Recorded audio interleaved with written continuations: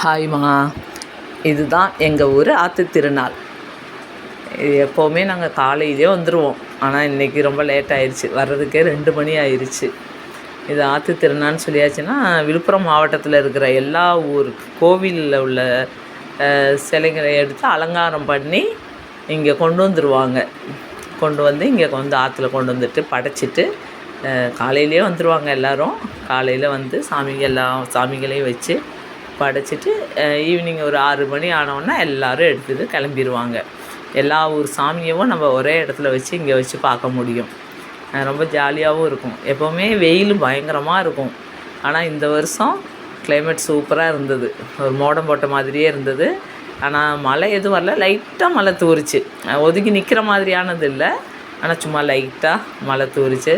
அப்படியே நல்லா ஜாலியாக எல்லோரும் நல்லா என்ஜாய் பண்ணாங்க.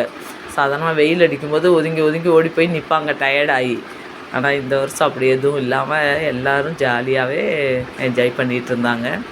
ஆனால் ஆற்றுல தண்ணி வந்துடும் சொல்லிட்டு தான் போலீஸ் தான் கொஞ்சம் சீக்கிரம் கிளம்புங்க, 6 மணிக்கு மேலெல்லாம் இங்கே இருக்கக்கூடாது அப்படின்னு சொல்லிட்டு இருந்தாங்க. அப்படி இருந்தாலும் நம்ம மக்கள் தான் கேட்க மாட்டாங்களே, அவங்க எல்லாம் தான் இருந்தாங்க. இருந்தாலும் அவங்க சொல்லிக்கிட்டே இருந்தாங்க. சென்ட்ரலில் ஆறு போகிறதுனால அந்த சைடு இருக்கிறவங்க எல்லாம் அந்த சைடு சாமி கொண்டு வந்து அப்படியே படைச்சிட்டு அப்படியே கொண்டு போனாங்க. இந்த சைடில் இருக்கிறவங்க இந்த பக்கம் இருந்துகிட்டே படைச்சிட்டு இப்படியே கொண்டு போனாங்க.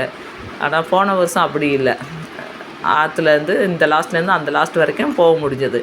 தண்ணி கொஞ்சம் தான் இருந்தது. அதனால அப்படியே தண்ணி இல்லாத இடத்துல கூட இந்த சைடுக்கும் அந்த சைடுக்கும் எல்லோரும் நடந்து போயிட்டு வந்துட்டு இருந்தாங்க. அடுத்த வீடியோ